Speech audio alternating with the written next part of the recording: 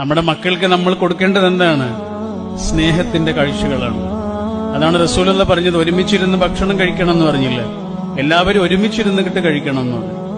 ഒരാള് ടിവിയുടെ മുന്നിലും, ഒരാള് അടുക്കളയിലും, ഒരാള് ഡൈനിങ് ഹാളിലും, ഒരാള് സിറ്റ് ഔട്ടിലൊന്നല്ല.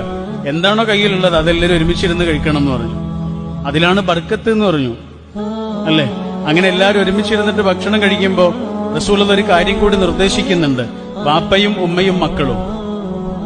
അങ്ങനെ ഇരിക്കുന്ന സമയത്ത് വാപ്പ ഉമ്മയ്ക്കും ഉമ്മ വാപ്പയ്ക്കും ഭക്ഷണം ഇങ്ങനെ വാരിക്കൊടുക്കണം എന്ന് പറഞ്ഞു.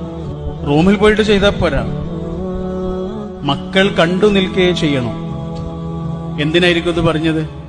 ഈ മൈക്ക് കാണിച്ചു കൊടുത്തിട്ട് നമുക്ക് കുട്ടികളോട് പറയാം, മോനെ ഇതാണ് മൈക്ക് എന്ന് പറയാം. ഈ വാച്ച് ഇങ്ങനെ കാണിച്ചു കൊടുത്തിട്ട് മോനെ ഇതാണ് വാച്ച് എന്ന് പറയാം, അല്ലേ?